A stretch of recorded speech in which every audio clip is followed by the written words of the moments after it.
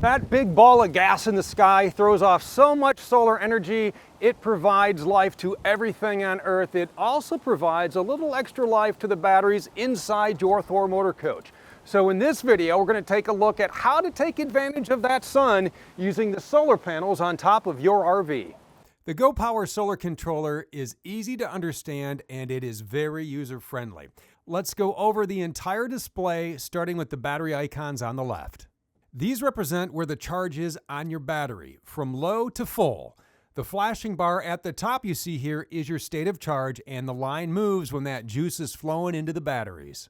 And because the controller is powered from the input side of the master battery switch, your batteries are going to charge whether that disconnect switch is in the on or off position.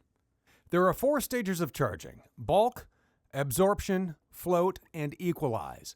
This process not only safely recharges your batteries to protect them from damage due to overcharging, it is going to enhance the battery life. And what's great is the controller regulates the charging put out by the solar panels to prevent overcharging. But that solar charger does not regulate other charging sources which could potentially cause overcharging. We're talking things like running the RV, the generator, being hooked up to shore power, and charging through the converter or inverter charger. On the bottom here, there are 2 icons with lights. This solar panel has a red LED showing there is a charge making its way from the solar panel into the battery. If that light is off, that means it is not charging the batteries, such as when the batteries are at 100% full. The blue light here next to the lightning bolt means you are either charging or you're not. For example, at night, the light will be off. If it's flashing, that is a soft charge state. There's a lot of info here on the display you can cycle through by toggling the amp volt button. You can check your battery voltage, the charging current, and the number of amp hours the panel charged your battery with. The solar panel icon here on the left shows the solar panel on top of your Thor Motor Coach is connected and working.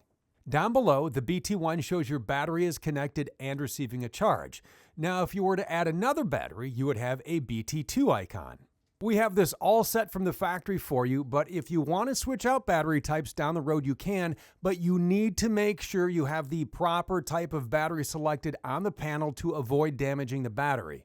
There are 6 types of batteries to choose from: lithium, LTO, gel, AGM, wet, and calcium.